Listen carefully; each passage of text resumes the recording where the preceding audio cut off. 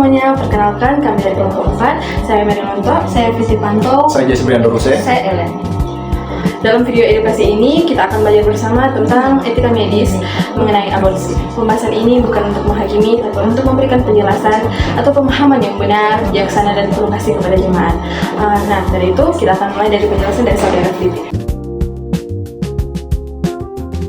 Terima kasih. Secara medis, aborsi berarti penghentian kehamilan sebelum janin dapat bertahan hidup di luar kandungan, yang dimana ada dua jenis. Yang pertama ada aborsi spontan, terjadi secara alami karena gangguan kehamilan. Dan yang kedua ada aborsi terencana atau induksi, dilakukan dengan obat atau tindakan medis. Yang perlu diingat bahwa aborsi yang dilakukan di tempat yang tidak aman dapat menyebabkan pendarahan yang hebat, infeksi, kerusakan organ, bahkan kematian. Karena itu, pemahaman medis yang benar penting supaya jemaat tidak mengambil keputusan yang beresiko. Dalam iman Kristen, kehidupan adalah anugerah dari Allah. Dalam Alkitab juga mengingatkan bahwa Tuhan sudah mengenal kita sejak dalam kandungan. Itu sebabnya gereja perlu untuk menghargai kehidupan dari janin.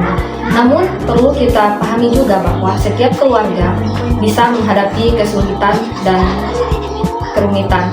Maka setiap keputusan perlu diambil dengan doa, dengan hikmat dan rasa hormat terhadap kehidupan, baik kehidupan dari ibu maupun kehidupan dari janin. Nah, ini adalah inti iman Kristen yang adalah kasih dan bukan menghakimi.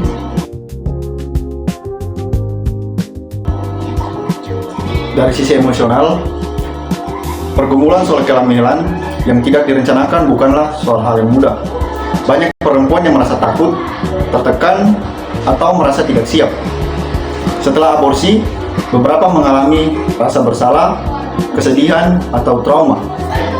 Karena itu, gereja dan komunitas perlu menjadi safe place, tempat di mana mereka diterima, didengar, dan ditolong.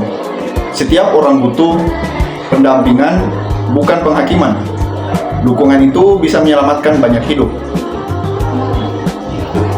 Baik, tadi kita sudah mendengarkan beberapa penjelasan dari saudara-saudara kita dari perspektif teologis, medis, dan psikologis.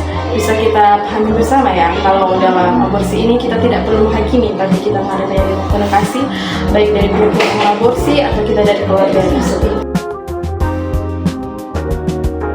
Kita masuk dalam penjelasan selanjutnya, kasus-kasus khusus dalam etika medis yang akan dijelaskan dari Fitri. Oke, dalam dunia medis, ada beberapa kondisi yang dipertimbangkan secara etis. Misalnya, nyawa ibu terancam, seperti preeklampsia berat atau komplikasi serius. Ada juga janin mengalami kelainan fatal yang tidak dapat bertahan hidup. Kehamilan akibat pemerkosaan, yang dimana ini membutuhkan pendampingan medis dan psikologis yang sangat berhati-hati.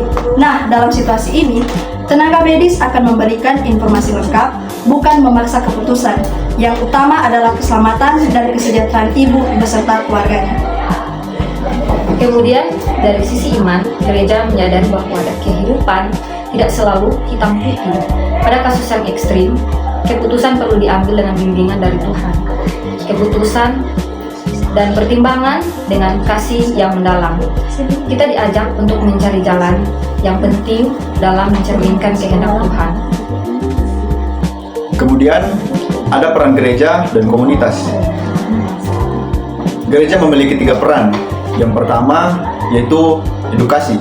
Gereja mengajarkan edukasi, tanggung jawab moral, kesehatan reproduksi, dan relasi yang benar. Yang kedua yaitu pendampingan. Gereja menyediakan konseling bagi jemaat yang bingung atau menjaga kehamilan. Kemudian yang ketiga yaitu pemulihan. Gereja menyediakan bagi mereka yang pernah mengalami aborsi, gereja memberi ruang untuk bangkit.